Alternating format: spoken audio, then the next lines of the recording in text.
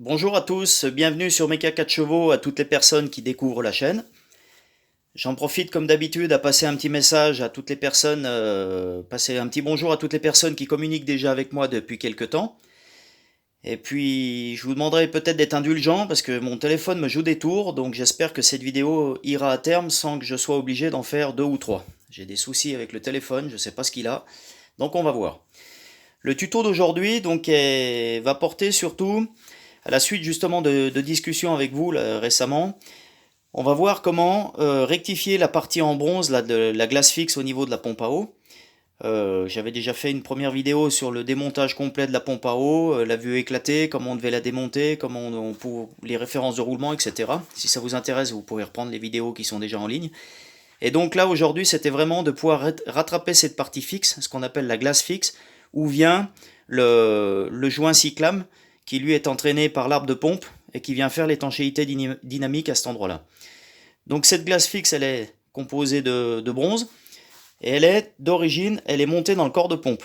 Donc elle vient à l'intérieur. Quand vous allez démonter votre pompe à eau, toutes les pièces vont pouvoir sortir, mis à part celle-là qu'il faudra tempérer pour sortir. Donc je vais vous expliquer. Donc d'origine, elle est montée là au fond. Toute la partie, on va dire, rotative vient en appui via le joint. Et donc on vient faire l'étanchéité à cet endroit-là. Donc pour sortir cette bague, elle est assez délicate, on verra après pourquoi. Il va falloir, quand vous allez avoir le corps de pompe dans les mains, il va falloir, avec un chalumeau, tempérer toute cette zone en périphérie. Donc ici, à la partie où on a la nervure, c'est là où la matière est la plus épaisse. Donc vous allez tempérer toute cette zone-là, tout le tour, vraiment tout le tour de la pompe, de façon à juste la dilater un petit peu, jusqu'à 200-250 degrés. Alors après, c'est difficile à juger, mais il ne faut pas trop chauffer non plus. Il ne faudrait pas utiliser un chalumeau de plombier où là, on risquerait peut-être de faire fondre l'aluminium. On va dire 200-250 degrés. Quand la matière commence un petit peu, vous enlevez la flamme. Quand elle commence à fumer, on peut supposer qu'elle est déjà à bonne température. Et donc, vous allez, avec une matière en aluminium, chasser depuis l'arrière cette fameuse bague. Donc vous allez venir taper ici, là, gentiment en périphérie de la bague de façon à pouvoir la sortir. Donc si vous avez dilaté suffisamment, elle n'a pas trop de mal à sortir, elle est montée dure, mais c'est pas non plus un serrage excessif. La petite finalité, quand vous allez la sortir, il y a de fortes chances qu'elle tombe. Donc ça, c'est pas grave. La finalité va être au moment de la remonter. À la suite des opérations que je vais vous présenter après, là, il va falloir la remonter. On y reviendra ensuite. Ici, sur la bague, vous avez, ça dépend les modèles, vous avez un petit trou qui est ici, qui est très important. Donc là, on voit qu'il est de forme rectangulaire. Il peut des fois être de forme cylindrique, juste un petit trou, qui va correspondre à un trou qu'on a dans le corps de pompe, qui se trouve dessous, ici. Donc là, la pompe à eau, elle est montée comme ça. On va dire vers moi, j'ai la culasse. Ici, on a le trou pour le graisseur, qui va correspondre au graissage des roulements. Et dessous, on a un autre trou ici, qui va communiquer justement avec la bague. Donc ce trou est très important. Pourquoi? Tout simplement, si par exemple on avait une fuite au niveau de l'étanchéité du joint, au niveau du joint, l'eau elle risque de passer, elle va couler par là, elle va sortir par le petit trou qui se trouve dessous, ce qui va nous indiquer que le joint est déjà en fuite, donc il va falloir intervenir sur la pompe. Donc avant de remonter votre pompe à eau, vérifiez bien que ce trou là-dessous soit bien dégagé, parce que des fois avec le cambouis, avec la pollution environnante qu'on peut trouver dans le moteur, ce trou se bouche et donc ne permet plus de voir une éventuelle fuite dans le futur. Donc quand vous allez remonter la bague, vraiment la précaution, c'est de la remettre avec la position du trou. Donc le trou étant là, je vais l'orienter vers le bas, de façon à ce qu'on communique bien avec le trou de la pompe. Donc maintenant, on va passer à la rectification de cette surface-là. Donc bien sûr, pour toutes les personnes qui ont la chance d'avoir un tour, vous pouvez le faire. Mais la méthode que je vais vous faire voir aujourd'hui est justement destinée à des gens qui ont que du papier de verre. Et puis, donc, on verra que le résultat est quand même assez intéressant. Donc là, moi, je l'ai déjà fait une première fois. Mais je vais refaire l'opération. On peut faire autant de fois qu'on veut. Enfin, bien sûr qu'après, on n'aura plus de matière. Mais là, c'est pour vous refaire une opération par rapport à la discussion qu'on a pu avoir. Donc là, on va attaquer. Donc pour commencer, donc là, j'ai deux types de joints. Juste, je voulais y revenir avant d'attaquer. Donc d'origine, on a le joint qui, lui, est en graphite. ici. Donc ça, c'est un joint d'origine Renault qui était monté sur les pompes à l'époque. Et les joints qu'on nous revend aujourd'hui, donc c'est celui-là. Donc toujours avec la partie sommier derrière, avec l'appui du ressort. Et devant, par contre, là, c'est une céramique synthétique qui vient, elle, dans le temps, est quand même beaucoup moins tendre que le graphite et vient en appui donc sur la surface bronze pour de nouveau refaire une étanchéité dynamique. Voilà, c'est les nouvelles versions de joints qui nous vendent aujourd'hui. Donc comment on va rectifier la surface de la partie en cuivre? Donc on va prendre déjà du papier de verre. Donc là, le grain que j'utilise là, c'est un grain 100, donc qui est assez gros. On va commencer par ça. Ensuite, on passera avec un papier de grain de 120. Et puis, si vous avez un intermédiaire un peu plus, on va dire peut-être 400 ou 500, voire même 600, vous pouvez l'utiliser. Moi, j'en ai pas. Je passe directement donc de 220 à 1200. 1200, on est déjà dans du papier carrosserie. Donc les plaques que j'ai devant nous, là, on achète ça facilement dans le bricot du coin, hein, c'est du papier de verre.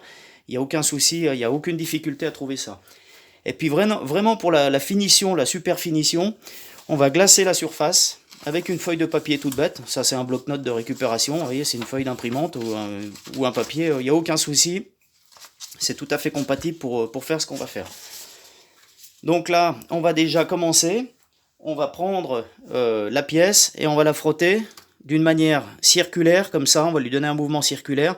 Et aussi, après, on va faire des mouvements de 8, des mouvements un peu rotatifs, comme ça. Et ce qu'il faut, c'est que de temps en temps, on relâche la pièce, on la tourne d'un quart de tour et on recommence. De façon, au départ, les stries sont quand même bien prononcées au niveau de la surface, de façon à atténuer au maximum cette partie. Donc on y va. Donc là, je commence à frotter, je raye volontairement la pièce. Vous voyez, je fais un peu des mouvements comme ça, histoire vraiment de croiser les lignes pour optimiser la surface. Donc à chaque étape avec les différents papiers, on fera cette méthode-là. Là, j'arrête, je la tourne un petit peu et je recommence. Encore un petit peu, et ainsi de suite. Donc là, on voit que la surface, elle est bien rayée. On voit qu'il y a des grosses lignes assez grossières. C'est pas très grave. On va passer à l'étape d'après. Donc là, papier granulométrie, on est à 100. On va passer avec du 220. Voilà, et on recommence. Donc là, on sent tout de suite déjà que le papier accroche moins. Bien sûr, puisque le grain est 2 fois plus petit. Vous voyez, des mouvements de 8 comme ça, on relâche, un quart de tour, et on recommence. Donc ça prend 10 minutes à faire ça, hein, ça va très bien à faire, et puis c'est assez rapide. Là, on voit qu'on a toujours des lignes, mais qui ont été atténuées. Maintenant, je vais prendre le papier 1200. Donc si vous aviez un papier intermédiaire, rien n'empêche de le faire. Et là, je vais frotter. Donc là, c'est vraiment soft, hein. C'est vraiment très doux comme abrasif. Pareil, je relâche, je vais tourner un petit peu, et on commence. Et on peut s'apercevoir qu'on a la partie ici, on est un petit peu rougeâtre, de la couleur de la pièce. Donc on a un dépôt qui va se créer. Donc ce qu'on va faire, en plus de ça, on va optimiser. On va mettre une petite goutte d'huile à cet endroit-là. Donc de l'huile standard, hein, là je vais prendre, vous pouvez prendre de l'huile moteur, un corps gras. Je mets juste une goutte d'huile que je vais étaler avec ma pièce. Voilà. Et je vais frotter dessus, toujours avec les mouvements de 8. Comme ça. Je relâche, je vais tourner un petit peu. Et on y retourne. Et là, il va y avoir un phénomène de rodage, c'est-à-dire que, je ne sais pas si vous voyez à la caméra, on voit que c'est légèrement rosé, bah pareil, la couleur de la pièce. Donc cette matière-là, c'est un peu, on va dire, ça va faire comme une pâte à rôder, le mélange du grain du papier avec l'huile, et le dépôt de pièces va nous faire comme une pâte à rôder qui va vraiment uniformiser la surface. Donc là maintenant, ce qu'on va faire, on va prendre un petit bout de sopalin, on va essuyer la pièce, et donc on va voir sur le papier, il va y avoir un petit peu de dépôt, ce qui est normal, un petit peu noirâtre. Voilà. Donc là, c'est un peu, on va dire, cette pâte à rôder qu'on venait de voir. Donc là, on peut s'imaginer que là, je ne sais pas si vous voyez bien la caméra, c'est peut-être pas forcément évident. Là, la surface, elle est vraiment, elle est tip top, quoi. Alors maintenant, on va à sec, on va la polir avec un papier, une feuille de papier standard. Donc là, on s'assure que sous le support, on n'est rien. Alors pour le support, moi je suis sur un plan de travail, c'est mon établi, donc c'est un plan de travail de cuisine. Si vous avez une plaque en marbre ou quelque chose de très droit, ben c'est l'idéal. Mais une planche bien épaisse, bien propre, fait l'affaire aussi. Donc là on va prendre la pièce, et là on va pas avoir peur d'appuyer fortement sur la pièce. Et puis vraiment de donner des mouvements un peu circulaires comme ça. Et là on sent qu'elle colle. Donc ça, c'est vraiment un signe que la surface, elle est bien plate. Et donc là, on finit de la glacer. Voilà. Donc là, elle est nickel. Donc pour vérifier si on a bien travaillé, on va prendre, donc là dans un bouchon, j'ai un peu d'eau. Je vais prendre ma garniture neuve. Je trempe ma garniture dans l'eau. Je la laisse juste plonger, je la récupère. Je vais étaler avec le doigt l'eau en périphérie, comme ça. Et je vais venir appliquer la garniture comme elle doit travailler dans le futur sur la pompe. Là, je vais appliquer fortement avec une certaine pression, tout en donnant des mouvements un peu circulaires. Et là, si je lâche la garniture, elle doit tenir. Voilà. Donc là, on sait que le rodage est bien fait. Donc là, il n'y a aucun souci. Vous êtes sûr déjà là qu'en théorie, il n'y a plus de fuite du tout. Donc là, vous voyez, ça tient bien. Hein. C'est sûr que si je secoue bien fort, elle arrive à tomber. En plus de ça, il ne faut pas oublier que sur le joint, on a un sommier avec un ressort derrière, qui lui va toujours en permanence maintenir une certaine pression. Donc j'ai eu la remarque de quelqu'un qui m'a dit « Oui, mais si on fait comme ça, on va perdre la perpendicularité. C'est-à-dire que la pièce, si j'exagère, au lieu qu'elle soit bien perpendiculaire à l'axe de rotation, la surface peut être légèrement comme ça. » Alors effectivement, mais justement, comme le joint, lui, il est flottant au milieu, et que derrière, on a un ressort, qui vient toujours compenser l'appui, donc j'exagère, donc même si la pièce était comme ça, et que le joint était un peu comme ça gêne pas, on serait vraiment plaqué, toujours en permanence. L'essentiel, c'est vraiment la qualité du rodage qu'on a pu faire avant, et là, normalement, si tout va bien, la pièce, elle doit tenir. Voilà. Donc maintenant, ultime essai. Une fois qu'on a fait toutes ces opérations, on va remonter la pièce dans le corps de pompe, comme on a vu avant. Et puis ce que vous allez pouvoir faire, donc là j'ai déjà révisé une pompe il y a déjà quelques temps.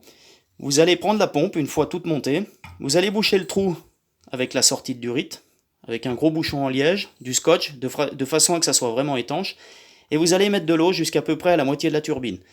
Ce qui veut dire que là, on va faire un test statique, vous mettez de l'eau, et là normalement rien ne doit sortir par le trou qui se trouve dessous là.